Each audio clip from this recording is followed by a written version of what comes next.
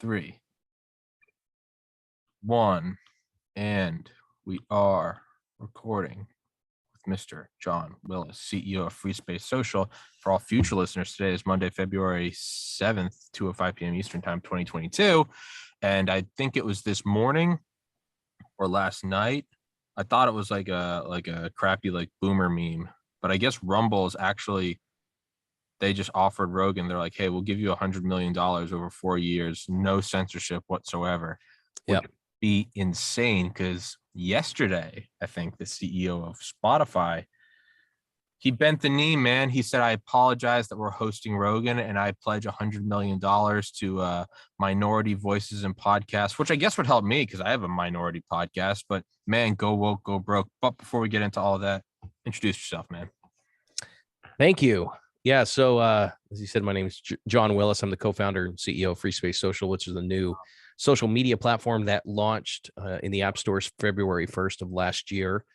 I live in Arizona, just outside of Phoenix. Grew up here in the heat. So I always tell people I'm not afraid to go to hell because I live in it. But yeah, so we started Free Space Social as a reaction to everything that has been going on with big tech, with all the censorship, shadow banning, purging of conservative voices and non-conservative voices for that matter. And we just said, you know what, we're sick and tired of the tyrannical type of mindsets that big tech has and their partnership with, the government and controlling narratives, controlling information. And we decided, you know what, we're going to launch an alternative that can be autonomous, that doesn't have to rely on big tech in a sense to really function. So, right now our first version, our 1.0 version, is live in the App Store right now that you can download both on iOS and Android. But we are getting ready to launch a 2.0 version of our platform, a whole new front end and back end on our private cloud network. And it's also autonomous from the App Store. So if you don't want to download it in the App Stores, you'll be able to download it on a browser, save it to your home screen, and it will work identical to the app. And so we're getting ready to launch that later this spring. Costs a lot of money, but we're doing it. So with Free Space, one of the first decisions I made was, as a company, we wanted to make sure that we had the right values, and everyone that we brought on our team had very similar values with regards to the overall mission and vision of what we want to do. And the team that we assembled, what's great about us is none of us are really greedy in any way, shape, or form. I mean, we all like making money, but it's not our sole driving force in life. And we wanted to make sure that our values, our Judeo-Christian type values, really spoke louder than our words. Our actions that we did as a platform, and then what we do outside of social media are honorable, highest of integrity. Things that are very rare in today's world. We're all about honesty and integrity. And so, one of the first decisions I made was to bring on Jakub Boyens as the president of Free Space. He is a very well-known fighter of child sex trafficking globally. He's originally from South Africa, former professional rugby player, former NFL player. And he's now a commentator or contributor, I should say, on the Blaze TV network. And then we were able to put a great team together of professionals from Parler, from WPP, the largest ad agency in the world. And then even our board of advisors, the first person we brought onto our board of advisor or advisory board, was Dr. Ben Carson. So we have Dr. Ben Carson, we have Nick Vujicic, who's a well-known pastor and public speaker around the world. He was the guy that was born without any arms or legs, and he's used that disability as his ability to preach the gospel around the world. He's spoken to over 730 million people. So we wanted to make sure that as a platform, we're doing something different, that we're not just another right-wing echo chamber app like a Parler or Getter, that we wanted to be the true antithesis of Facebook, where we will have everything, all the features that you love, but none of the bull crap that you hate. And so that's what we're building right now, and we're really excited about what 2022 is going to bring. Yeah, there's a, we're kind of losing the big picture because some people, I mean, I get maybe they don't necessarily mean it. Maybe it's just a, kind of off the cuff or a lack of a better way to say it. But they're like, we need a conservative Facebook, or we need a conservative. And it's like, dude, that's just as bad. We got to fight the Nazis by putting all the Germans in concentration camps. And it's like, dog, like, love the energy. Time out. No. The point is to not do this at all. So although, well, I mean, and we saw that with Getter. I mean, Getter yeah, has been purging conservatives because they speak out against Getter, or they say something that Getter doesn't like, and then they ban them. It's just like, well, you guys are just doing the same thing that big tech did. Yeah, and it's like you said, it's the purging of conservatives, but I like how you caught yourself and said, or just the purging of anyone, because that's what it really is. Like, the things I got banned for, I was permanently banned from YouTube for interviewing Dr. Peter McCullough. And the thing that he got banned for was him telling people to go buy 4 vitamins from Walmart, regardless of vaccine status, because it could help you. Yeah. That's it. That's not conservative. And isn't he like one of the most published doctors in American history? Position in the world and world history, not American, world history. Cardiorenal, meaning the heart and the kidneys, which God, are both related to the vaccine. And if that wasn't enough, I had on Dr. Malone. Yeah. Several times before Rogan ever did. But I won't pat my back. The point is this: there is going to be, initially, it is going to look like sort of conservative parallels, because just by nature of the fact, those are the ones being banned, right? Parler, Getter, whatever, Odyssey, Rumble, BitChute, you can name them whatever you want. They're all the ones I'm on. Gab, I just started using that. But you need something that is completely independent. You also need to have you need to have a platform that's okay with it's fucked up, but Kathy Griffin holding an effigy of Trump's head. Disgusting. Yeah. And I don't know if that may or may not be illegal. I don't know if Secret Service will visit, but the point is you have to have it all. You can't just have, we need a pro-America website. You do, but you also have to have people that can go on there and tell you why Donald Trump is Satan. And I don't agree with that, but you have to have it all. And we're kind of, I think I said this with Elise the other week, or Miss Pride, excuse me, is, as I talked to you about meditation before we started recording, it's kind of like the late Ram Dass used to say, there's nowhere to stand. And sometimes you think you got it. You'd be like, you got the car, you got the house paid off, you just got married. Now life's good. You're finally at the good times. But then, there's a problem with the mortgage, or there's a flood, or your parents die. Yeah. And you go, okay, well, once I get over this, then I'll be happy. And you keep all the way up till next thing you realize you're on your deathbed. And that's kind of my logic right now with alternative platforms, is it feels like there's nowhere to stand. And that might be good. It might be the truth that maybe Rumble signs Joe Rogan. Maybe you guys do. Maybe something insane happens and it's like, we did it. We beat big tech. Eventually, Google, don't be evil. Eventually, these things might take 10, 20 years. They'll start to eat themselves and there's nowhere to stand. And I can't quite decide, is there a platform to be built that is the thing? Or is this just perhaps good practice to understand that there is nowhere to stand? Maybe we can stand for a couple of years or a decade or two. You could stand, quote unquote, on YouTube for probably 15 years? No, I'm rambling now, but what are your thoughts on that, man? Is there any end point, or is it constant evolution?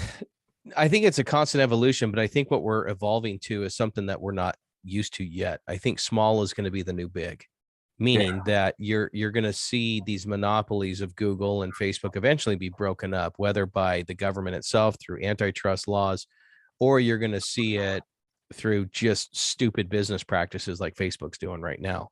That's why they lost $26 billion in market cap last Thursday, 26% drop on their value. So I think small is the new big, where you're going to see a lot more smaller platforms that are niche specific launch, like apps for hunters, or for football lovers, or for NASCAR, that are going to be social media platforms that are very specific to one certain niche. Gotcha. And then that's how it will grow, because Facebook's biggest fear is to lose those type of audiences, not just a main platform, but it's to lose them in general. But they also don't realize the God complex that they have right now. They don't realize that they're shooting themselves in the foot. Oh, yeah. Prior to starting Free Space, I owned a digital marketing agency, which I still own. But and so running ads on Facebook traditionally has always been, hey, that's where we're gonna get our cheapest clicks. Our CPMs are always cheap on Facebook. But now just getting any ad approved on Facebook is next to impossible, especially if it's any type of client that may have any conservative leanings, or if they're an issue of national importance, which is a line that is in their ad platform. So if you have like a nonprofit that fights child sex trafficking, good luck trying to get an ad approved. In fact, there's one client that we have that I sit on their board. It's a bunch of Beverly Hills plastic surgeons who do full facial reconstructive surgery on trafficking survivors. And we could never, ever get an ad approved on Facebook because they said it was an issue of national importance. Well, hell yeah, it's an issue of national importance. We've got kids that are being kidnapped as young as 2 years old that are being brutally raped, beaten up, and their faces are slashed when the traffickers are done with them. And we're trying to raise money to fix their face and to give them the psychological support that they need so they can have somewhat of a normal life after going through years of pure unadulterated hell. And Facebook says, no, we're not going to do that, but hey, if you want to, do anything else, if you have, a store that sells flowers, yeah, we'll approve those ads. But anything that could really use some help, they stay away from. And in reality, their ad platform has gone so woke that now you're starting to see the results of it in their market, in the stock market. Investors are fed up with Facebook. I think they overplayed their hand with the God complex that they've had over the last few years, with all the metadata collection that they have on every single human being, with the control that they have, with the monopoly that they and Google have on digital advertising globally. And I think they just got a little, as my grandpa would say, got a little too big for their britches. And they're starting to get some wake up calls. I honestly think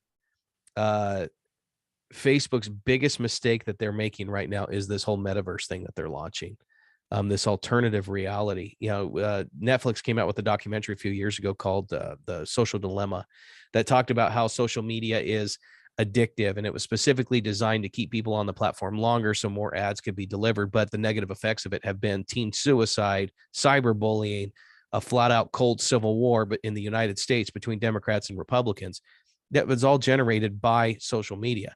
And so, what we're seeing now is we're seeing big tech instead of, or Facebook in a sense, instead of trying to solve those issues, they're now doubling down and they're making it even worse. I wrote an article for the Washington Times a few weeks ago, specifically about the metaverse. And I was basically saying how this alternative reality that they're creating is a new way to lie to yourself. And the whole culture shift that we're seeing right now is based 100% on lies. There's no basis of reality anywhere anymore, whether it's regards to gender, to medical facts, to science in general. Everything is based on ideologies and opinions rather than actual facts. And so when we look at this alternative universe that Facebook is creating with the metaverse, it's really no different than the Ready Player One movie that Spielberg put out a few years ago, where everyone is living in this alternative reality world. You can be anybody you want. You can look any way you want. If you're fat and ugly in the real world like me, you can be, Brad Pitt. What's that? You shut your mouth. You're beautiful. I won't have it. Dude, let me tell you, it's a lot of work right here. A lot of lotions and creams. Hey man, I'm white and Irish. I trust me. I know the fight. But no, I get. Yeah. Dude, so basically, you're saying you tan just like me, that nice shade of red. So that's why I stay inside and have translucent skin. You don't need to take my pulse. You can just see the veins pulsing. But the only thing that white privilege has given me is melanoma. So. I know, seriously. But I know, right? It's all in the hands of a big SPF sunblock. But Ready Player One, right? You don't have to be anything, or you can be anything you want. But yeah, no, it's a way to lie to yourself. There's a great article a couple of years ago called Post-Truth Politics. You could even go farther back to that book, Simulacra and Simulation, how we're now basing things off of things, off of things, off of things. It's like echoes of echoes of echoes to you don't even remember what the original thing is anymore. Yeah. Yep. Um, Yeah, it's Sorry, I cut you off there. no. I mean, it's interesting to see where we're going as a society. I mean, not to get biblical, but heck, it was prophesied that we see stuff like this, where in the last days, Oh man, I mean, men men would be lovers of their own selves. it Good is would be Revelations. oh, dude, like We live in Revelations, man. good is being considered evil, evil is being considered good. Common sense is uncommon, morality is immoral. It's just everything is just so flipping backwards now. And it's all by design. I mean, everything that we're seeing right now is just one massive social experiment on society as a whole. And it's amazing how much that we've allowed to have happen. But I think in reality, I think we're at a turning point right now. We're seeing it up in Canada with the truckers. We're now seeing another trucker convoy start here in the United States. Finland is having protests right now. We're seeing protests in Australia and France, where people are just fed up. They're realizing that what this whole COVID ended up being was, yeah, people died, but nowhere near the amount that deserved the amount of tyranny that we've seen as a result. When you've got a virus that has a 99.8% recovery rate and you're having people thrown into internment camps in Australia, you've got a real problem. You've got people that are being, I call it mask shamed on airplanes. I mean, I fly almost weekly, and I cringe when I hear, wearing mask is federal law. I don't remember Congress ever passing a law on this. I remember an executive order, but that's not federal law. That's an executive order that's supposed to be temporary. And even those executive orders are supposed to be limited. But, when I sit on these planes and, I was in a dead sleep once. I was flying from Cleveland back to Phoenix, and my mask was right here. I mean, my nostrils weren't even exposed. I'm passed out, and I'm sitting in the exit row because I love the foot room. And this flipping hombre that works at the American Airlines, he shakes me to wake me up. Pull your mask up, sir. I'm like, my mask is over my nose. It's not high enough. I said, well, these damn things don't work anyways. It's like, and he's like, he goes, don't you cop an attitude with me, sir. You need to pull your mask up. I said, I'm not copying an attitude, but I will tell you this right now. The size of a COVID particle is 0.13 microns. The N95 mask can only filter something as small as 0.25. So this little cloth mask that I have on is nothing but a chain link fence trying to stop a mosquito. And so I said, so don't give me this crap. I said, I'll wear them. I'll pull the mask up, but I'm not virtue signaling here. And it's unfortunate that we're seeing these mask Nazis out there that are getting after people saying, you must wear the mask. You put on the mask. Put on the mask. It's just for your house. It's Yeah. If they tell you to pull the mask up, you just gotta tell them, no, it's cool. I have Ebola. This isn't stopping this. Get to see. I always tell, they're like, where's your mask? Well, I'm masking my emotions right now. Does that count?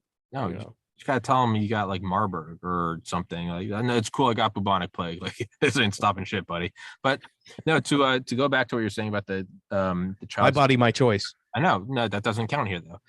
To go back to like fall 2020, I started this podcast in December 2019. So like maybe like 10 months into it, I had broken like 1,000 subscribers on YouTube, and like a moron, I was like, any day now they're gonna monetize me.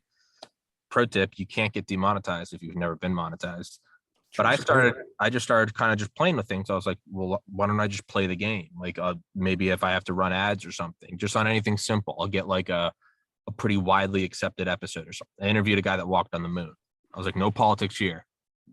This guy walked on the moon, and like, so that kind of worked, right? I did the Rob Manning, the chief engineer of NASA JPL, designs the rovers that go to Mars. I was just trying to grab these sort of like vanilla episodes, and they were getting some, and the clicks were pretty cheap. But I was like, I was like working at a liquor store at the time, like it's limited funds. And I was like, well, how about, so I had on like these Delta Force guys, and they were talking about like the looming Civil War. And I was like, well, that's a little incendiary. Let's try that one. And that worked. And that got like a ton of views for me, at least, like 40,000. So I was like, well, why don't I try to maybe do something that tugs on the emotions? And I was actually trying to like be mature about it. And I was like, how about instead of like a conservative talking point, because I was like, so I've had on people from the organization Win This Fight, as well as Safe House Project, anti-human trafficking, anti-child sex trafficking. And I tried to run the ad, and they said I couldn't because it was a national political issue. Yeah. And so what I did was I just screenshotted that, and then I ran an ad on that image of the screenshot saying, I would just like to run an ad on this image about how you guys won't allow anti-child sex. And they let it go through immediately. They greenlit the original ad and stuff. Wow. You just got, hey man, you just got to dial up the crazy on them. But like, Yeah. so there are these things though, to where that's not free speech, but we're getting off into the ether with all this stuff. That's okay. We didn't have anything planned, so that's all good. I know. Oh no, I know there is no ether. You're right. It's very accurate. Call me out. Yeah, I don't know. I guess in my own mind, I start getting thoughts and then just assume you can read my mind and wonder why we're not staying on that. It's so where you're talking. It's okay. About, I have that same problem with my wife, dude. It's all good. It's a man thing. What you're talking about with the sort of, I think you are right, and this is coming from someone with a biology degree and absolutely no idea to do anything with tech. But it seems like that's where things are going, right? Even just decentralization of something like cryptocurrency, or maybe even just look at the national level, like to the formation of the country, right? We need independent states, or strong sovereign nations are good. We don't want a global thing. Competition is good, whether it's monopolies with Standard Oil or the big railroad companies back in the early 1900s or 1800s, whatever it is, competition is always good. And I think you're right, and I could be completely wrong. I think you're right. We're probably going to see these independent kind of bubbles of hunting, skateboarding. This is about COVID. This is about UFC. This is about meditation, and these kind of independent things, almost like subreddits before Reddit went full Nazi or communist, almost kind of little communities. But that sounds all well and good, but back to the there's nowhere to stand concept. Where are all of these hosted? Amazon Web Services. Who owns those servers? So is there really any decentralization at all? Because right after January 6th and everyone went to Parler, and then AWS just said, no, and Apple said, nah, you can have all these apps, but when they're on the App Store or they're on the Google App Store or they're on AWS, it's like, dude, we're not really decentralized at all. We kind of are in the idea of it, but they still have the gun to everyone's head metaphorically. How do you jump around that? How do you get true decentralization? Well, it's very expensive. I know. But there is some inside info I do have because my CTO is the tech co-founder of AWS. And so, we were able to find out exactly what happened with Parler, and Parler was not as innocent as everyone thinks. You think he would come on my podcast? It'd be very boring, but I'll talk. Sorry, keep going. Yeah, he's a brilliant guy, but he won't get on a podcast. I know that he's as much of a hermit as a hermit could be. But yeah, I mean, Parler, no offense to Parler, but their previous CEO just refused to monitor the platform. There was no moderation, nothing. There was nothing that was policing, people making posts about slitting Nancy Pelosi's throat or stuff like that. And so, yeah, of course. Yeah. And so, Amazon in their terms of service specifically state that if we're going to be hosting your app, there's certain guidelines that your app has to abide by, or else we have to sever our contract. And one of those is any illegal activities. Well, those type of posts are illegal. And yeah, I mean, there's definitely some politics involved with that, but they warned Parler for months.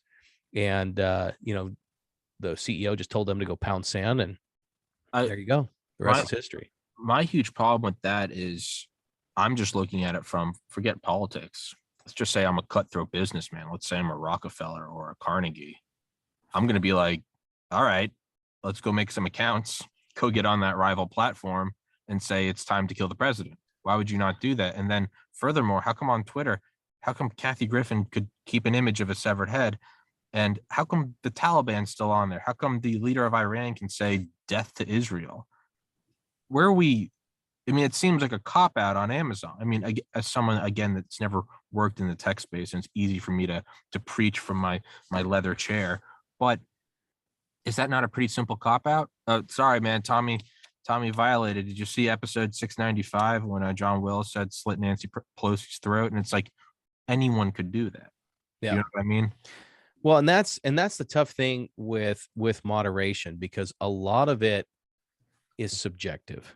Last March, I met with the President Trump at Mar-a-Lago and his team.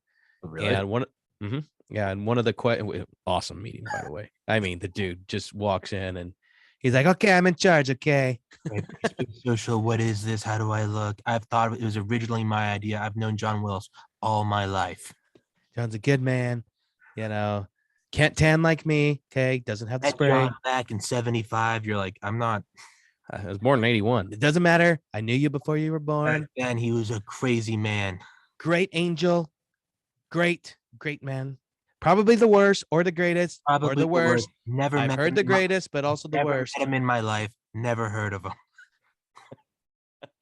Know everything about him, but know nothing. I've never seen him in my life. But here he is. He's my son. Like, It's so funny. Yeah. So we met with them, and one of the questions that he asked was, "What is the hardest thing about running a social media platform?" And this is, I mean, there was as soon as we met with them, flipping Axios came out with an article about the meeting, and we kept it shut. Nobody knew that we were meeting with them, and this is before they announced, well before they announced True Social. So, but he asked me what was the hardest part about running a social media platform, and I said, honestly, it's moderation. And I said, it's real easy to catch porn. I mean, sure. you know what boobs look like, you know what other things look like, but it's posting stuff that's like, okay, does this violate our terms of service or not?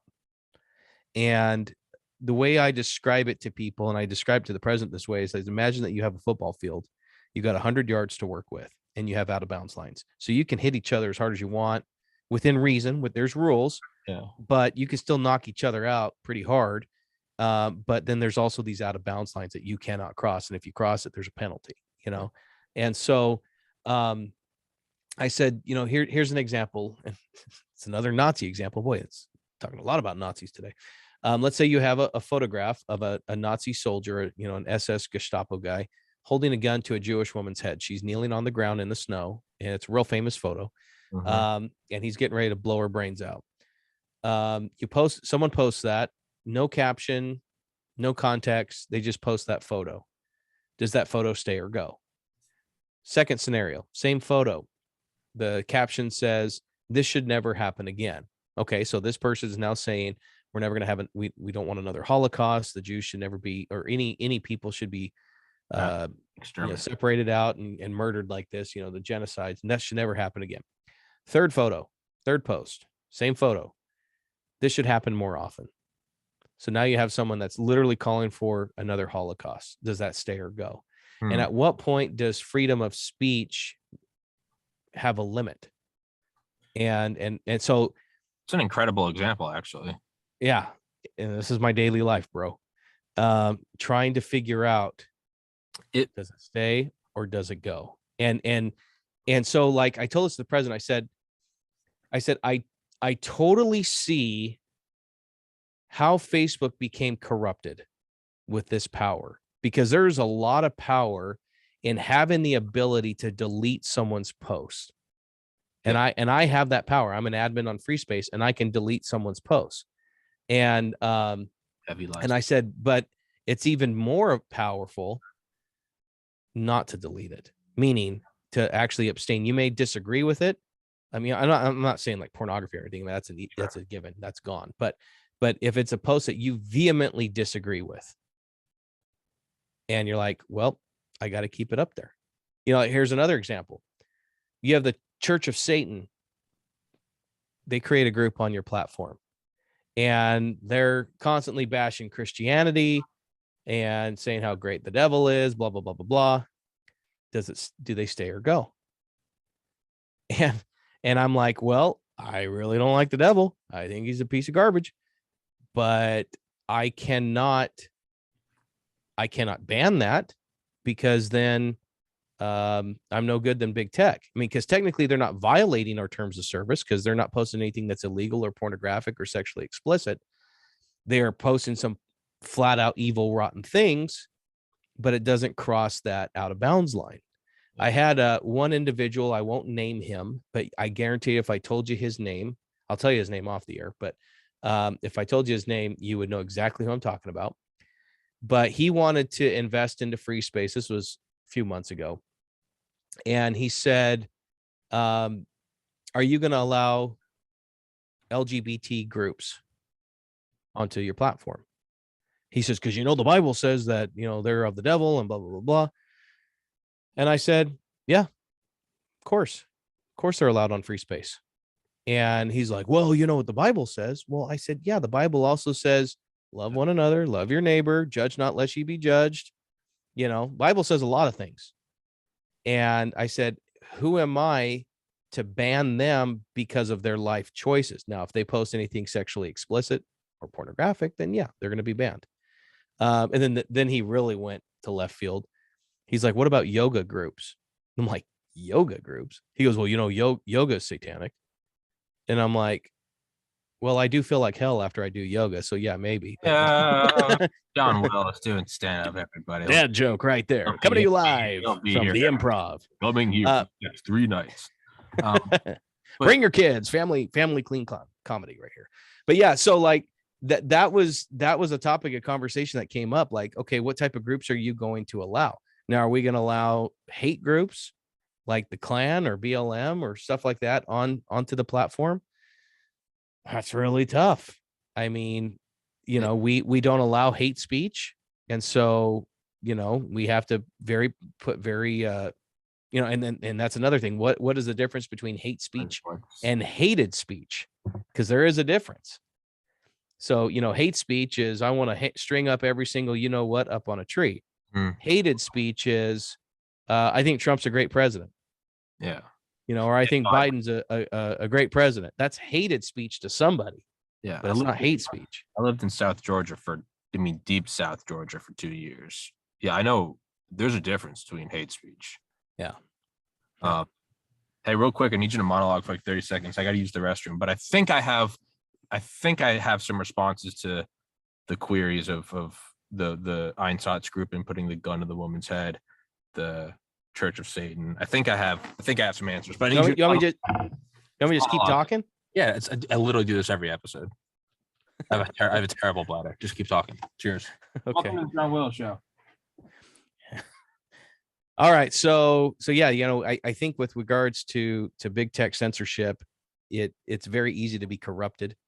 It's very easy for these big tech things to get out of whack and to control things the way they shouldn't be controlling. I think that's what we've seen.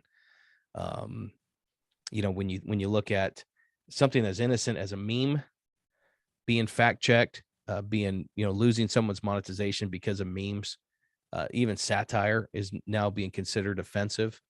I mean, telling jokes is supposed to make you feel uncomfortable. I mean, that's just how it is. But I don't know, just a goofy world that we live in right now. It's really weird doing a monologue without anybody here.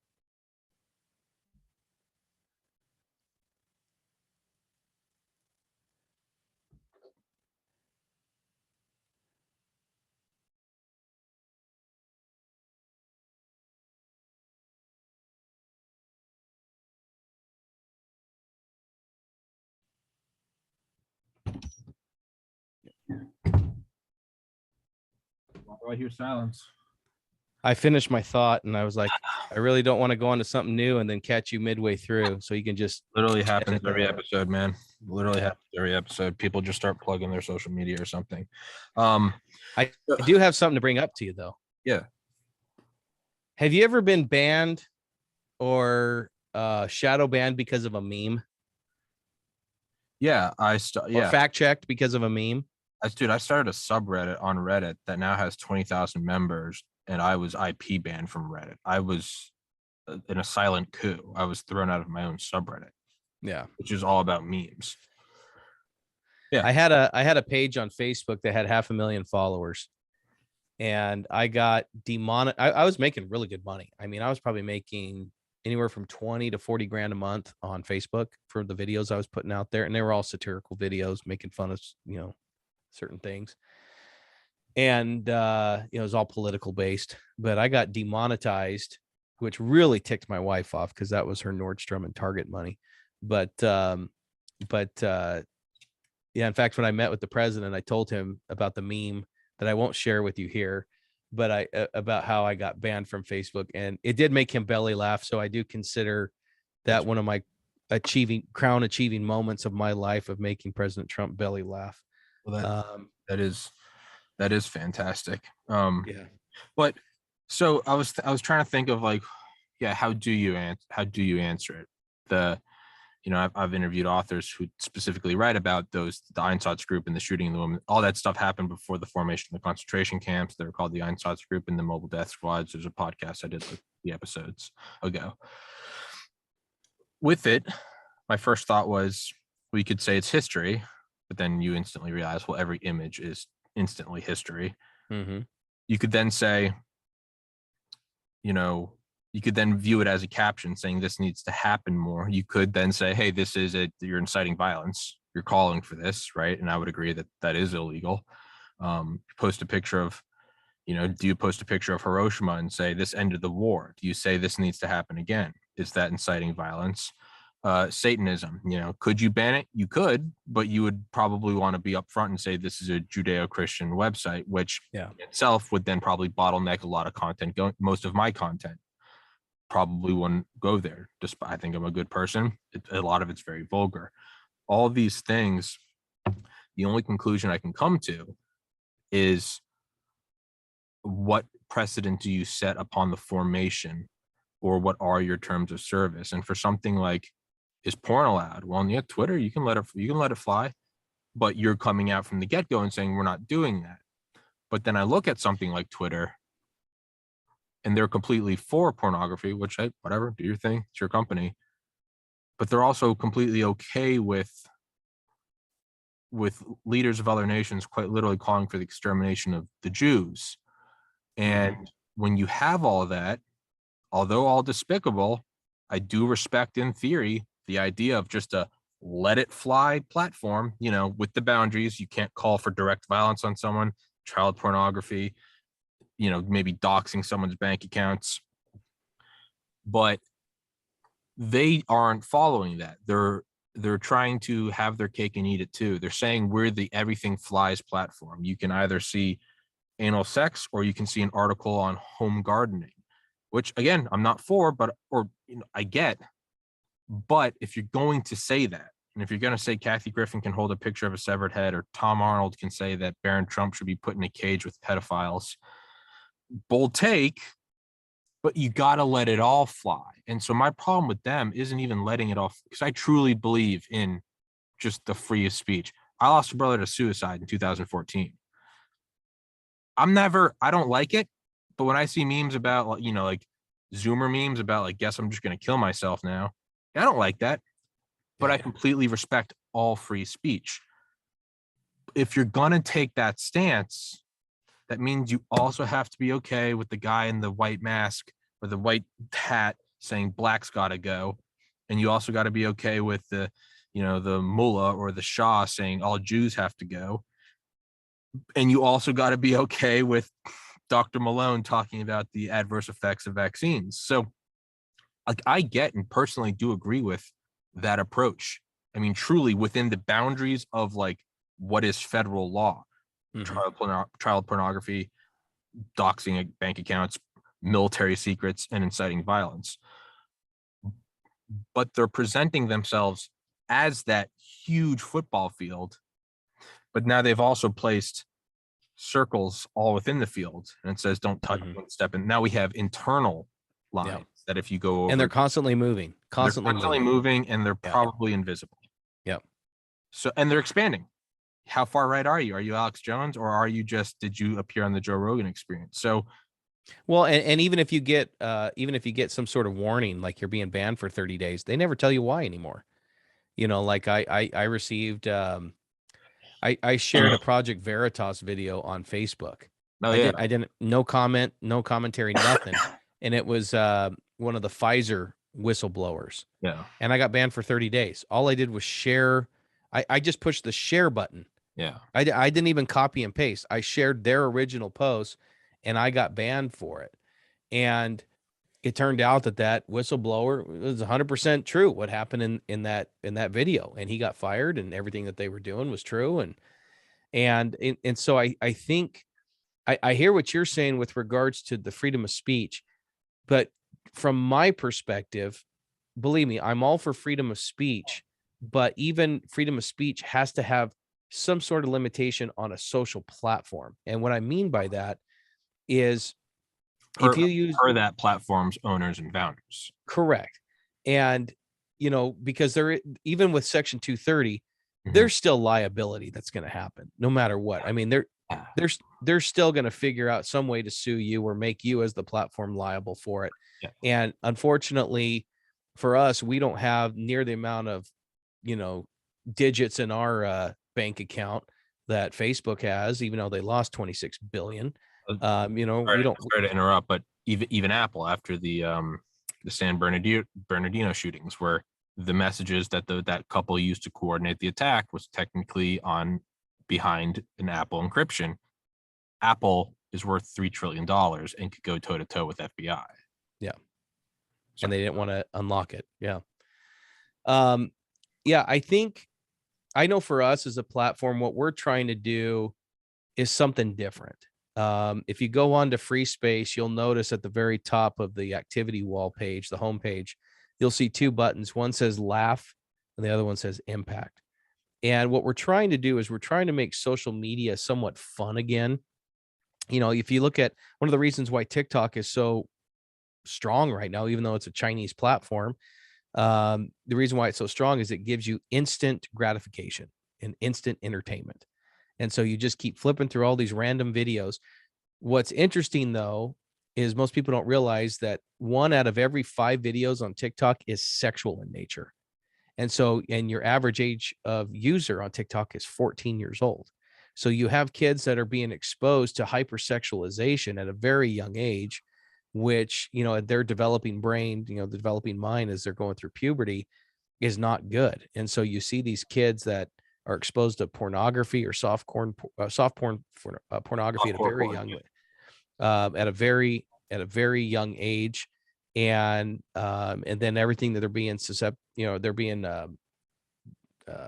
exposed to in schools, in public schools with comprehensive sex ed and all the new left-wing culture shifts that we're seeing. These kids are being hypersexualized. And so what you're seeing now is an increase of teen pregnancies, teen suicide, cyberbullying, all this stuff that's happening. And it all starts right at social media. That's where they're being exposed to everything. So what we're trying to do with Free Space, with our 2 buttons up top, we're trying to incentivize our users to post positive, good, wholesome things. It may sound corny, but what we're actually trying to do is solve that social dilemma by stop making social media so daggum negative all the time, where it's, oh, I hate Biden, or Kamala's an idiot, or Trump sucks, or, Lindsey Graham's a rhino, or, all this stuff that you hear on a daily basis. And what we're trying to do is, hey, push the laugh button and share a joke, or, hey, share what you did, to prank your wife or your husband, or, what are you doing to impact the world? What random acts of kindness did you experience today? And as they share that, we've gamified that system where they can actually earn badges, and then those badges turn into monetary incentives. And so what we're actually doing is incentivizing people to be addicted to good things, to good, positive things, instead of being addicted to social media where you're just a mindless drone flipping through TikTok videos on a daily basis. We're trying to have people share what they do outside of social media that is positive and good onto the platform. And that's what really attracted Ben Carson to what we were doing, because he sees how negative our culture has become. And if we just try to just instill a little good into society, if we try a little harder to be a little better with our daily lives, then we may actually see some change. And so that's what we're trying to do with our 2.0 version. It's all automatically integrated with AI. So if you post a picture like, oh, hey, I just coached my son's soccer team and had a great time with my son, he did a great job. Well, our AI will be able to tell the context of that post. It will tell that it is positive, and then you'll be rewarded. It will kind of go with the gamification and the badge process that we have. And the more positive things that you post, the more incentives that you get. So that's one thing that we're trying to do to kind of curb the overall negativity and negative effects of social media today. No, I agree with everything you just said. And, I'm friends with a lot of guys who become friends through this podcast, ex-special forces, ex-CIA, and it's kind of become a running meme at how they'll say that how the world is, and I'll be like, but what if we all just get a? So I personally agree with everything you say. I'm, being horrifically depressed after my brother died for several years and almost committing suicide myself. I have found that I have to be optimistic simply to keep going forward. It's like a personal thing, but so I agree with everything you're saying. I really do. I think most of us probably want to find that in life. That being said, as a private company that needs to be viable, sometimes the only way you can respond to something is through, and hey, I don't agree with it, but hey, maybe it's 2020 and there's just one too many unarmed black guys getting killed. Now I don't agree with the response, but sometimes the response is burn down cities. I don't agree with it. Sometimes the response to a perceived stolen election is to raid the Capitol. I don't agree with breaking and doing that. Sometimes I just had on some truckers the other day. They called in from Ottawa like 4 days ago. They're occupying Ottawa. Cool. I think they're blocking off the border. I don't know if that's legal or not. I'm not a lawyer. My point is sometimes the only response is anger. And I mean, all the examples I just gave maybe aren't good because those are all actions in the physical world, and we're talking about the digital world. But so let's say even me. Let's say why interview doctors who have their licenses revoked for prescribing ivermectin, right? And we're talking about that. And sometimes the only way they can express is just anger. They're like, I don't get it. I'm board certified. I went to UCLA. I've been practicing for 35 years. I've seen 100,000 patients. And do you see as a private company that may be trying to push things towards a positive bent, although I'm 100% agree with that, and like Ben Carson, I'm on board. A lot of people don't sometimes, and the other end of the spectrum is Twitter, where you get on and you're like, hey guys, just voted today, and it's like burn in hell Nazi, and you're like, what? Like, but I'm an adult and I have the freedom to go, I don't like Twitter, it makes me feel bad, and get off it, right? We don't need a nanny state telling us what is and what is not good.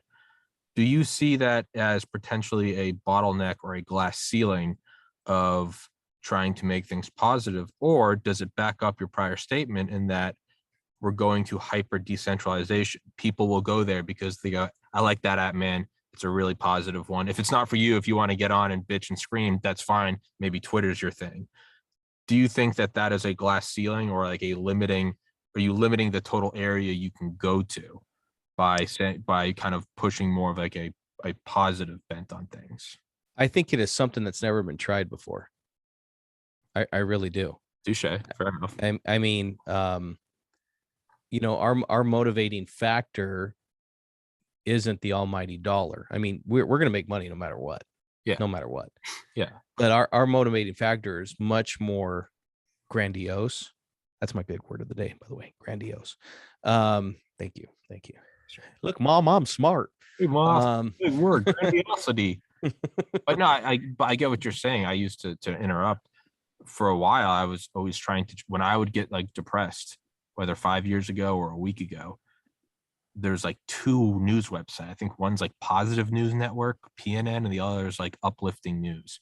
Yeah. I just put those on my home screen just to click on something. And it's like, no, I get there's going to be war in Ukraine, but sometimes it's good to hear about an ex-football player who paid for a kid's heart transplant. So I get what you're saying. It really... My favorite videos to watch on YouTube or TikTok are the soldiers surprising their families when they come home. The birth announcements, letting their family know that they're pregnant. There's one where there's this guy, I mean, he's got no shirt on, he's got a big old long beard covered in tattoos, and they tell him he's going to be a grandpa, and he's like, are you effing kidding me? Are you effing kidding me? I'm going to be an effing grandpa. Holy effing blah, blah, blah. But you just feel that joy. Sure. And like in the soldier videos, the feeling I get when I watch those, that pure joy that you see in those families. I mean, there's a few times, and I'm not a very emotional person, except when you watch Old Yeller, because that you're supposed, that's the only movie that men are allowed to cry in, when they shoot that dog. Um, but I tear up a bit when I see, because I'm a father of 4 kids, and I see the little girls or little boys running to their dad, daddy's home. Sure. But I feel that feeling that I feel when I watch those videos. I feel that is the same feeling that we will have when we see our loved ones again that we've lost. Yeah. When we see, like that pure joy of reuniting with somebody. Yeah. And I have found that those videos, and if you watch those videos, if you look at the view counts, I mean, they're in the tens of millions, if not hundreds of millions. Yeah. And so when I look at this and say, okay, what type of content gets the most views? It's the happy, upbeat stuff, the positive stuff. And so for us with Free Space, especially with our 2.0 platform, what we are building right now, and you'll understand this because you come from the influencer world. No, I don't. Nobody's watching this. It's just us. Oh, it's just us. It's us. You can end the interview if you want. You're not getting it. No, sorry. That's why you can get up and go to the restroom halfway through the interview. Well, I also did that with the inventor of the mRNA vaccine. So hey, there you go. There you go. Equal opportunity. So, I think if you look at all the content that's out there, what we wanted to do is we wanted to build a platform that champions content creators and rewards them for all their hard work. Because I used to be an influencer. I mean, I didn't have a huge audience, but I mean, I had half a million followers. My reach was huge on Facebook back in the day, where my weekly reach was over 30 million people.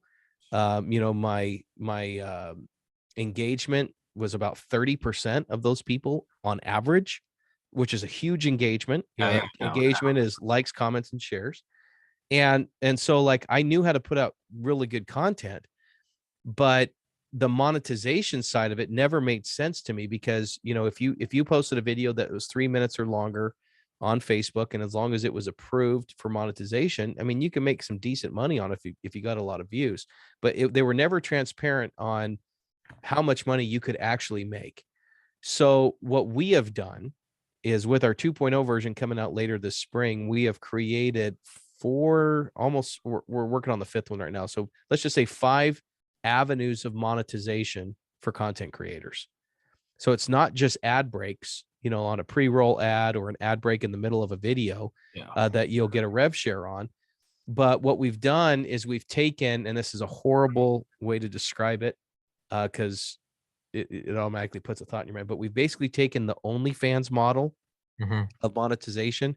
And for those of you who have never been on OnlyFans, I don't recommend it. It's all porn. But what they've done is if you want to follow somebody, you subscribe and you pay to subscribe to them. Most of them are free, but like if you want exclusive content. So let's say that I'm Glenn Beck, and Glenn Beck wants to, he's going to release a Glenn Beck goes on OnlyFans. Yeah. So let's say he creates a Free Space account. He wants to have only exclusive content that it's not even on his Blaze app. He wants to release an exclusive video for $20 or $15 onto Free Space. We take a 20% cut. He gets 80% of it. Yeah. And it's just as clear cut as that. So if you are a content creator, let's say that you're a music artist and you want to sell your album, you don't want to deal with any of the record labels anymore because you only make 6 cents on the dollar.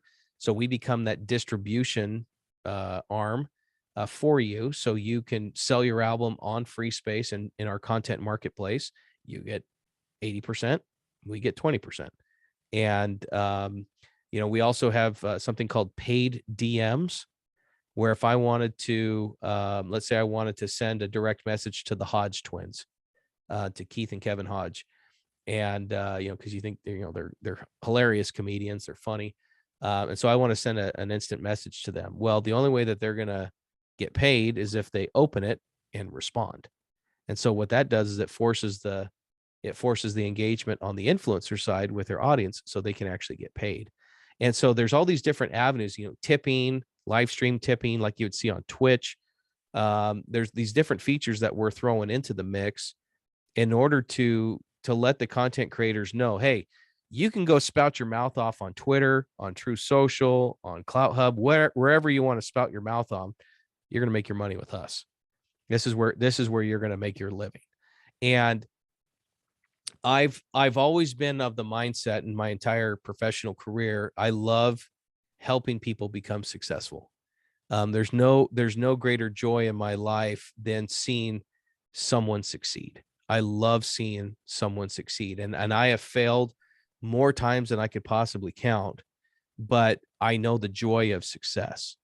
And if I can create that platform or that atmosphere for someone to truly succeed, and for them to, to create this platform for them to provide for themselves and their families, to achieve whatever dreams that they may have, whatever aspirations they may have, I want to be able to do that, because I truly see free space as a platform that can really help people be who they want to be. Because Facebook doesn't allow you to do that.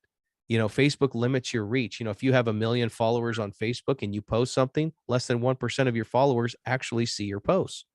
Whereas with us, we don't have those type of reach limiting algorithms.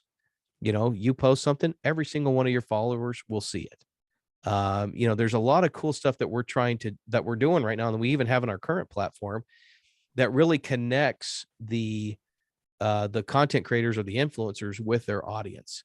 And we feel that that's how it needs to be. And I think big tech has just gotten so stuck up and too powerful, where they've really lost track of who their customer and who their market really is.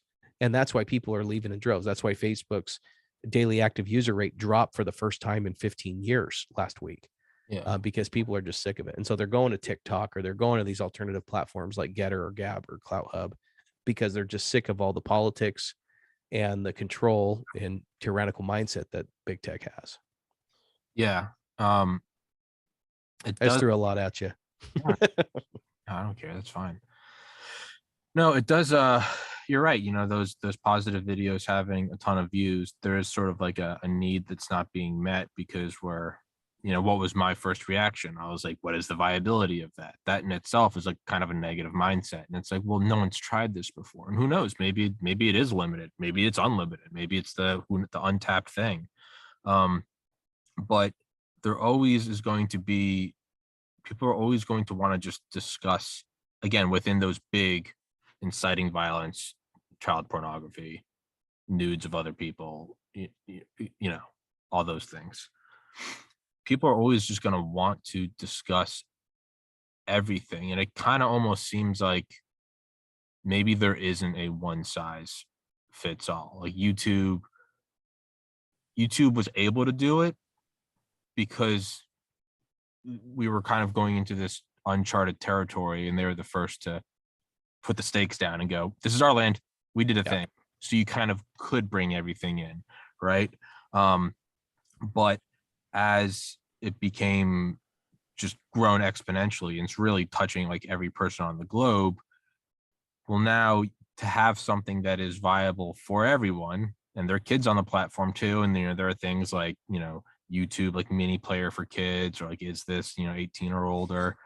But as you're getting to that point, I think that maybe is like what's like the flattening, to borrow Tim Dillon, is like the flattening of content, because they want the thing that is viable to the most number of people. I can chill prescription glasses, I can chill Uggs, I can chill football cleats or trombones. But I mean, if I really want to go just like basic center of the line, like Walmart brand water, like, right? Mm-hmm. There's really nothing special about it, but that's how you're going to get the most people. Now, if I want to go gaming computer, that's you're immediately kind of instantly getting into smaller and smaller things. Most people will never need a microphone like you or I have. They just don't. They don't care. Yeah. With that, They are pretty awesome microphones. They are very great. But early on, it seems like YouTube was able to do that, and Facebook was able to do that, because unlike this hyper individualization of, do you want prescription glasses or microphones or water, it was like, well, no one was able to offer any of it. It took a bunch of capital to get started, so they just corner of the market. Everything's Mhm. here. It was like the online Walmart. But now, as it's no longer this like magical new thing, like, oh, the Facebook, and it's like now it's just like new app, new phone, new whatever. Maybe like there can't be like an overarching one size fits all. Like if you have this content, kids will find it. Well, we have 18 or yeah, when I was 10, I knew not to click on, are you under 18? Oh, shucks, I guess I am. No, it's whatever. You're going to Yeah. find, I mean, I was 11, like learning how to pirate music, right? And Mhm. I'm technologically illiterate. So maybe there is like a limitation. Maybe you just can't have everything in one spot. So if you're going to have like a positive space, or you're going to have like a toxic political space like Twitter, or you're going to have TikTok, or you're going to have just Instagram, like very like limbic system oriented, right? Like bodies, abs, boobs, versus who knows? Maybe it really is just that it's just like early life, unicellular to multicellular to small organisms with organelles to coming up on land to flying. Eventually, like early on, you can have like one form of life, and it's just cells like dividing because there's nothing else. But it's Mhm. also not very specific, and it's also not very impressive. But there's like 100 trillion per cubic whatever mile in the ocean. Move forward to 2022, and it's not, you can't have one size fits all. You can have humans doing like weird things with technology, or you can have birds flying, or you can have like weird creepy sharks at the bottom of the ocean, but none of us can do everything. Mhm. That might just be that is, it might not be like a conscious thing. It might just be like that's sort of like a law of nature unfolding as we get more hyper specified, and as things get more advanced. Like one doctor, you go in and you learn a specialty and a subspecialty. It's not like 200 years ago where it's like, here's Bob, he just kind of does everything. It's like, no, like, are you a brain surgeon? What kind of brain surgeon? Are you an eye surgeon? Are you a psychiatrist? Are you a schizophrenic psychiatrist? Are you Mhm. a, like whatever forensic psychologist? All these, it might just be this gradual further and further like fractal deviation into things. And yeah, maybe that's the way to go. You just create your own platform and say this is it, which kind of brings me back to my original question: is the big overarching control structure, where do you get the platform? Apple, is it on the App Store? Is it on the Android store? Where do you, is it on AWS? I guess that's my concern, is because we can get more and more specialized and more decentralized, but as long as there's still just a couple giant structures that everything is on, in a way, nothing has changed because they could still just say canceled. You're Well, done. and that's where we're in a unique position, especially with our 2.0 version, where our new platform will be autonomous, because we will be on our own private cloud network that we own.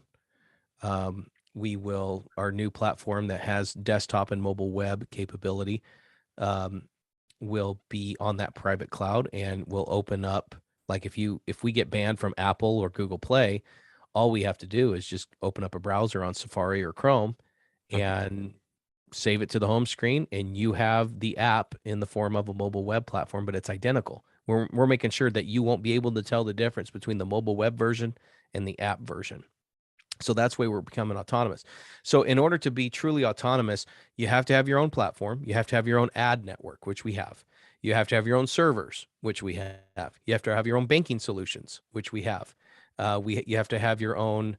Um, my mind just went blank. So we got so Banking, bank. ads, servers. Yeah. Well, eventually you have to have your own internet service provider, Ah, and then eventually your own satellite provider. But that's when if we ever take this thing off, if we're able to get into the billions upon billions range, then yeah, we'll look at that. But in order to be truly autonomous, you have to own your own internet service provider. We were actually really close in buying one last year. Unfortunately, the deal fell through at the last minute, but that would have given us quite a bit of reach in the United States with regards to internet service providing. It's even on the reservations, the Native American reservations across the country. But then also, the satellite component, because everything is going more digital through satellite. And then the other thing is cryptocurrency, where crypto is, I know Facebook tried launching their own crypto and that failed miserably. But we are in the process of launching one right now as well. I won't give any too many details out of it now, but it is available for pre-sale. But ours will have an asset-backed crypto coin. So we won't be just an NFT. We'll actually have an asset that backs up this particular crypto in order to make it very viable. But we're going to be implementing that into our reward system. Where as you're posting positive things, guess what? You'll get crypto with it too. So there's a lot of interesting things that we're trying out right now, because we are of the mindset, if we don't try it, who will? Mhm. If we don't stand for something, if we don't try to provide a platform that could truly solve the social dilemma, who's going to do it? And that's why when it comes down to everything, our values speak volumes. Yeah. And when I'm on TV, like whether I'm on Newsmax or whatever, I always point out the fact that we are not in the business of tracking your movements. We are not in the business of controlling your thoughts or your ideas or your opinions. We just don't care about that. There are other platforms that's all they care about. They all they want to do is control you and keep you in check, not us. Mm. I want you to be successful. I want you to have an opinion, to learn and gather as much information you can from whatever source. And I also give you the opportunity to be an adult and find out for yourself if that information is factual or not.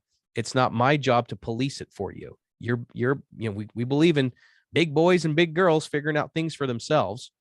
And I think so often in life, our society has become so dependent on someone else to tell you what's factual and what's not, instead of you going out and finding out for yourself. And that needs to change.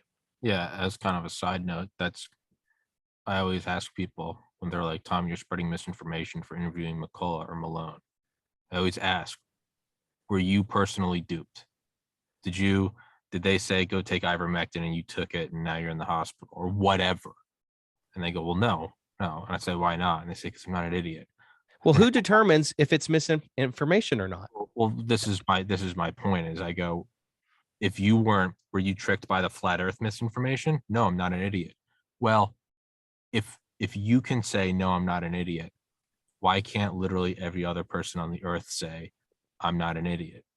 And the answer is because deep down they think they know what's best. And to me, Sure. it's so much more dangerous than any misinformation is to go, the average man is too dumb. I figured it out. I didn't get duped. Joe Rogan didn't pull a fast one on me, but the average idiots over here can't. So I know that's so much worse than saying the moon's made out of cheese. Like, dude, Well, and that brings up a point where you've got a part of society that's all about empowering the individual. And then you've got another part of society that's empowering the community.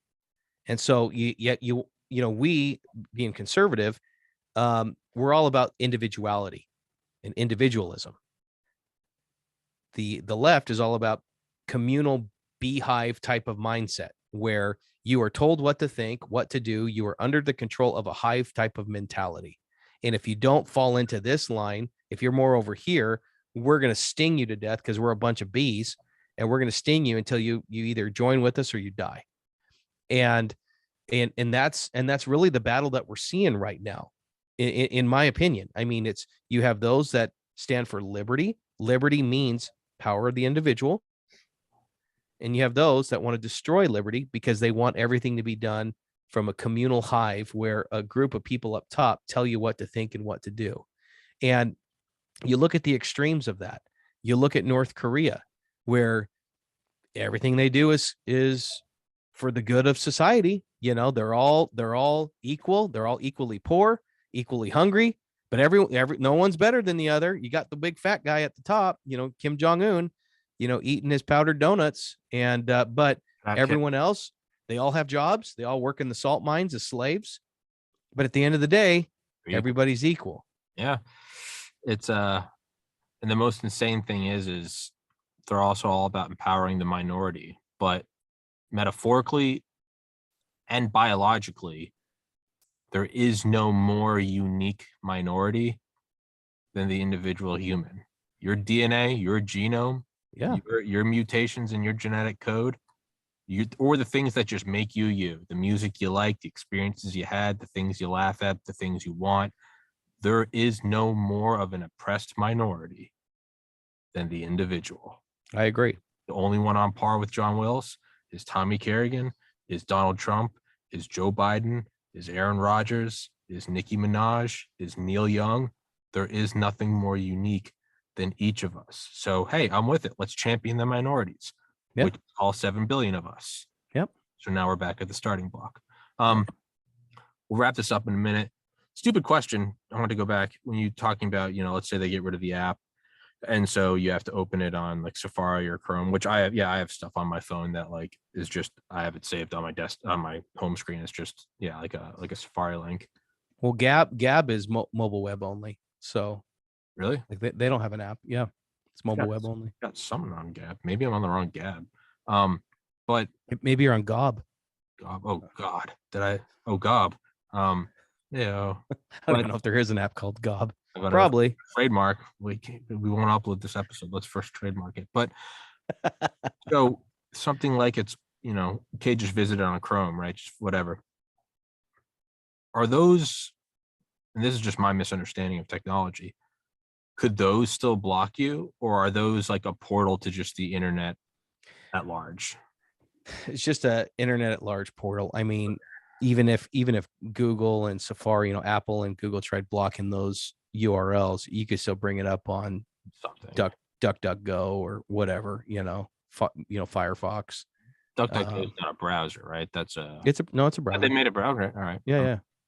Yep. Okay. All right. I was just trying to, because I'm with you. I'm trying to cover all bases on. Oh, that's the other thing I want to bring up is ultimately, and this is the optimist in me, I do think all of this censorship is going to end up serving a greater purpose, because like when you overuse antibiotics or disinfectants in the hospital, that's how you get like MRSA, right? Isn't methicillin resistant, whatever, or antibiotic resistant. That's how you get these super bugs. Mm-hmm. We've been using penicillin and now they're resistant to that. So now we use amoxicillin, but we've been using that for 20 years. So now they're also resistant to that. The only way to truly get rid of them is like you have to put like the surgical tools in like a furnace. Mm-hmm. So short of truly killing them, you can't just kind of get, because as you push them to extinction, you end up, kills 99.9% of germs. Well, now that 0.1% has some mutation that allows them to survive the disinfectant. And now those ones, because everyone else is dead, now those multiply, and now 100% of the new population is resistant. And now you got to bring in a new disinfectant. In that way, they're driving evolution of liberty and free speech, to be cheesy and use like a COVID. Like they're driving like freedom variants, because before this, even me, in just 2 short years, I'm on YouTube. I don't need to be on anything else. And then I noticed like one of my videos was like flagged. So I was like, okay, maybe I should buy an external hard drive, not just keep them on YouTube. That was like the first step. And then it was like, oh, I got suspended. Okay, well now I need to go to BitChute and Odyssey. And oh man, now it's like my thing is I can't even find them. Like I'm IP banned from that website. Okay, maybe I should have multiple hard drives. Maybe I should put them on somewhere else. Now what you're talking about, right, is what did we learn? We can't just go to a new app. Do you have your own servers? Do you have your own ad debanked? You can get debanked, right? Mike Lindell just was under Operation Choke Point, which I think was put in place on either late Bush or early Obama. Mm-hmm. You're seeing these things as they're just trying to kill you at different areas.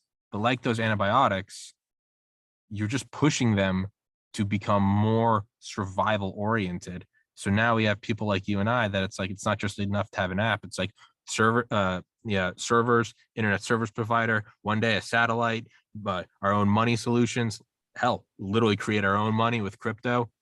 That's the positivity. That's the optimism I have. Is it's like, they're just driving these things to be so hard to kill. If you don't overstep or overplay your hand, and you ban an Alex Jones, and then maybe like a year later, you ban a Milo. If you just pluck them off, no one has the incentive financially or I guess personally to go, I'm going to build my own app. But when they overplay their hand, when they prescribe penicillin to everyone, ban, hate speech, ban, medical misinformation. now you have enough people that are like, y'all just want to start our own thing. And then they're like, all right, well, Amazon Web Services won't let you use them. Y'all just want to start our own servers? Okay, well, now they can't make any money. Y'all just want to get our own bank? Well, now you can't. Y'all just want to start crypto? Like, they're just pushing this thing to become impossible to kill. And it's a beautiful thing because that levels the playing field for everyone. So 20 years in the future, maybe there's big conservative tech and they're banning everything on the left. And human history would show that with that power, it probably will happen. You'll start banning all leftist talking points. But this whole decentralization war will have taken place in the 2020s that now you won't be able to. And then eventually when the technology supersedes to a point where you can, it'll all play out again. Yeah, and I think that's definitely happening. I mean, that was a conversation that we had with the president, and his team was all about being completely autonomous. Yeah. An uncancel culture, or an uncancelable Cancel proof culture. And in order to do that, you have to control your whole world, your whole being, existence. And it's very expensive. It's very tough, but at least he listened to us, because that's exactly what he's doing with True Social. I mean, that's what Rumble's doing right now, because Rumble was originally on IBM servers. And now with their big investment, the reason why they can offer Joe Rogan $100 million is because they got Peter Thiel as a main investor now. Yeah. But yeah, I mean, everyone's starting to jump on that bandwagon of doing your own thing. And AWS, in fact, the conversations that we had with them, in fact, we actually have a good relationship with Amazon, but they realized that this was a huge issue for them because you never hear them shutting down anything else. It was the Parler one that they shut down. And for them, that was a huge PR nightmare for them, because I don't think they realized when they did it just what a negative impact that would have. You're silencing 10 million people like that. And so, I think what we're going to see now, just like you said, is that's going to be the future. It's going to be, everyone's going to have their own thing, their own servers, private clouds, even though they're expensive right now, that's the way it's going to be. And you're not going to rely on Microsoft Azure or AWS or any of these other, big server farms. You're going to just have your own. And, with the banking systems, you're going to want to find banks that can, that's not going to cancel you because of your ideology. That's one of the reasons why we partnered with a bank out of Missouri called Lime Bank, lime like the fruit. That they won't cancel you because of your ideology, and they become great partners for us.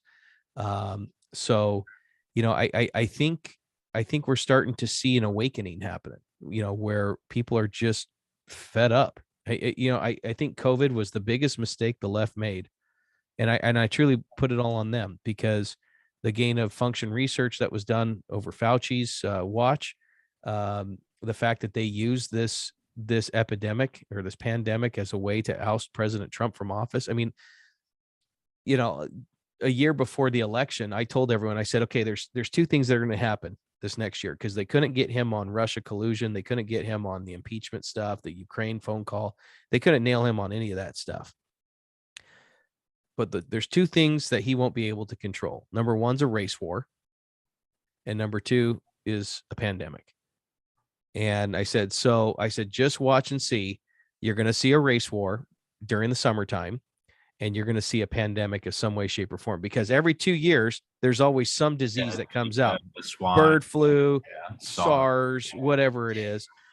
The Kardashian flu. Yeah. So there's always something that comes out, and the fact that this was, they structured this to be global, to be a global thing. So to make it blend in and make it look like this was a natural thing. I'm not a conspiracy theorist, but I'm not also, I'm also not a freaking idiot, and I understand politics. I've been studying politics for over 20 years. I understand how it works. I did the marketing for it too. I understand the messaging that they use and the words that they use. And this 100%, everything that we've seen was planned. I've also interviewed literal bioweapons experts. Yeah. Like from the Soviet Union. No, it's 100% what this was, but you're right. They overplayed their hand. They played it well. Like, you have to respect. Oh yeah. Play 2020 well. Riots, mail-in ballots, just Yep. fervor. Hey, respect your enemy. They played it well. However, they overplayed it, right? The US, the original canceling was us canceling Hiroshima and Nagasaki. And I'm not even trying to be funny. It was us canceling that. 4 years later, in 1949, Valenti Beria really pushed forward and got the atomic bomb working for the Soviets. Well, now we both had them. Now we both had bombers. Then they had Sputniks. We had to start building rockets. Now we could reach each other with nuclear weapons and thermonuclear weapons. It became this stalemate, and it seems evil. And it seems, so what did we start doing? A great book called Raven Rock. Just interviewed the author the other day. We started building bunkers, NORAD, Mount Weather, Raven Rock, Site R, which is the same, Greenbrier, all these big bunkers, and they're so complete that, like banking and everything, they've got air purifiers, they've got like 1,000 years of dried food. NORAD actually has its own lake within the mountain of like something like 2 billion gallons of clean drinking water. They have their own generators. They've got enough armaments for like a 30-year war. They've become so autonomous and uncancelable that what did that lead to? Aside from, their skirmishes, Korea, Vietnam, war on terror. But if you look at the number of deaths total and percentage of deaths of humans of the current population, it's been going down since 1945. Doesn't seem like it because we still have so much. It's been going down since up until then. It had been rising all throughout the centuries up until 1945. And now it's been going down. Why? On paper, it seems terrifying because we've all got nukes pointed at each other. But it's also been, 77 years of truly incomparable peace. And again, it makes light of it to consider 9/11 and Ukraine. But that is what's happening. But why? Because one of us decided to cancel the other, and everyone went, oh shit, we can get canceled. And it just went completely decentralized. And now still have skirmishes. We don't have a world war. Knock on wood. We don't have a world war, and we haven't for 77 years. That's kind of how you all. And I'm actually surprised that we haven't been hit over the last 12 months because we are the weakest we have ever been, in my opinion. It's because of we're all uncancelable. Everyone has pointed at each other. You cancel someone else, you're by default going to get canceled. Yeah. So it's sort of this beautiful, we're walking a razor's edge, but it's sort of this beautiful mode of like, oh, you can't, there is no first strike. There is no decapitation. You try to cancel them here, they've got their own bank. And by the time it has led to the ability for things they do escalate. We don't have to worry about it always going to nuclear war. So that's kind of how I view all of this is maybe the canceling is good. Maybe it was like an inoculation to our global cyber immune system to now we go, oh, canceling is possible, not just on Facebook, your actual server, your actual banking system, hell, the US dollar. Maybe we need crypto.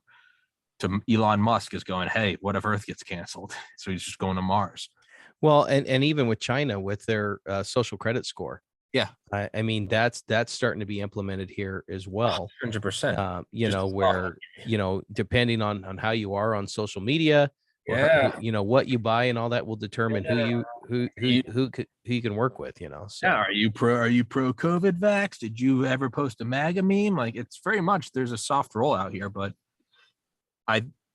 in perfect, I guess, accordance with free spaces, I do think that I think it's going to come out for the better. I genuinely, I wouldn't be doing this if I thought there was no future in my dude, I'd hightail it. I'd reapply to medical school. I'd be like, this is not the thing. I genuinely think it's going to work out well. Well, and I'll end with this. Yeah.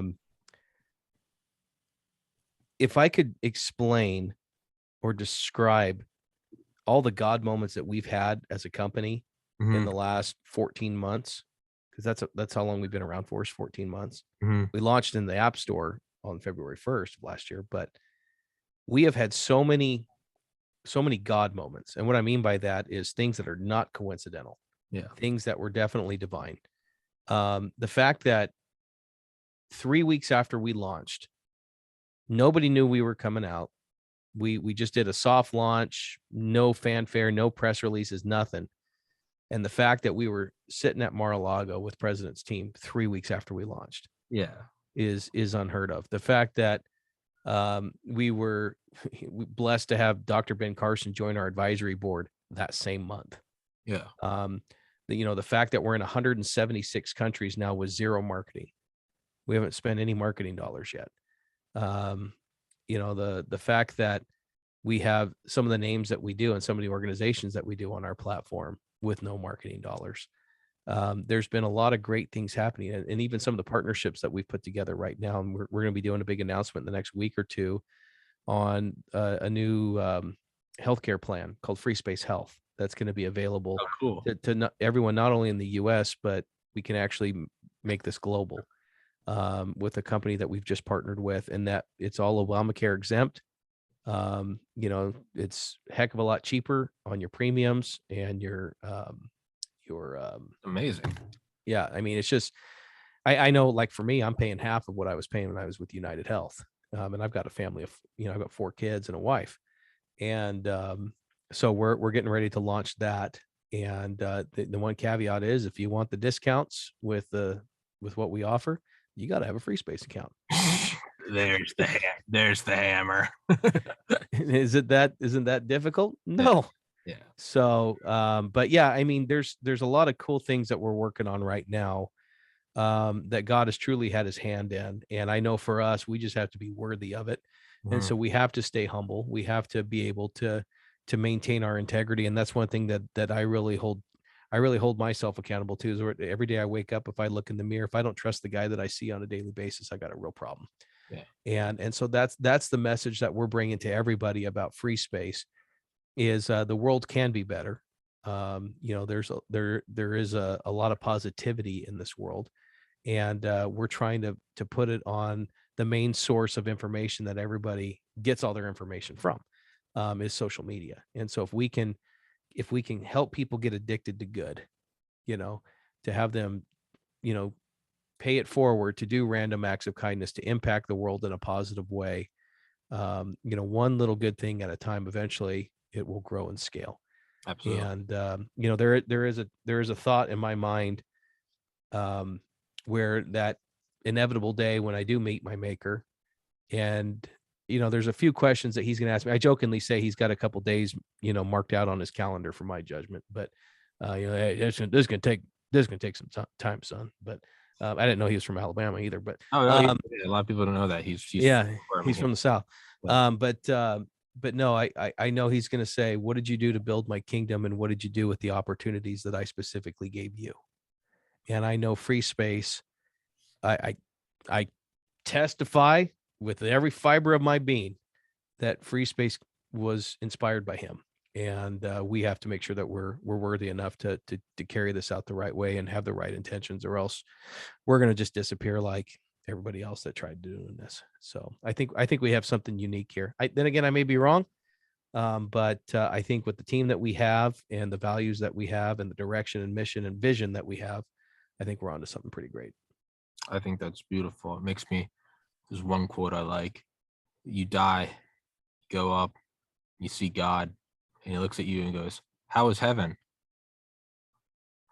He gave you all the pieces. It's like a Lego set. You're supposed to build it. Yep. I thought, no, that was heaven. What'd you do with it?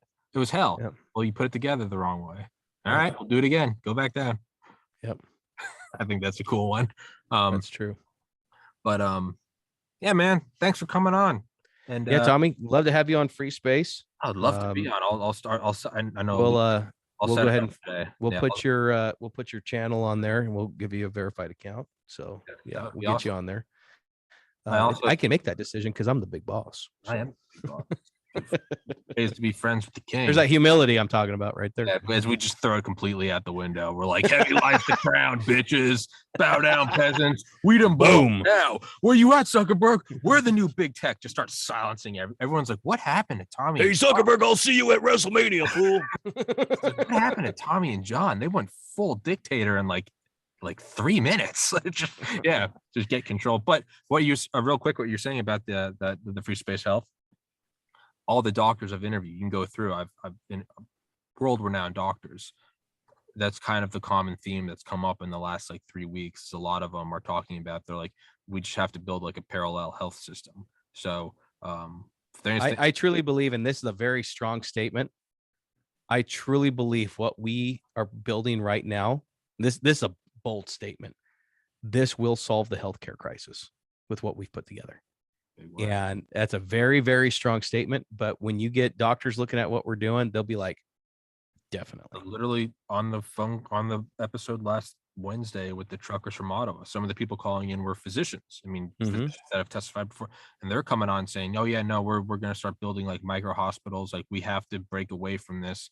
The tide is moving in that direction. Might as well catch the wave." Oh, and the socialized medicine there is an absolute joke in Canada. I mean, it's an absolute. These were American physicians who were up in Ottawa, but okay. They crossed the border. That being said, please do go through. I'm far too busy to go find them and listen more. Go through my library. If there's any of the doctors you want to talk to, I can't promise I can put you in touch with, but there's probably like an above 50% chance I can. If that would help to just have them on and talk about free space health or whatever you want, any way I can help, let me know and I'll try. Likewise, that's awesome, dude. Thank you. Absolutely. Well, hey, I will. I'll email you when this episode's up and text to Elise. And thank you very much, man. Sounds good. Well, thanks, buddy. Nice meeting you. You as well. Godspeed. God bless. God bless America, everybody. Stay safe.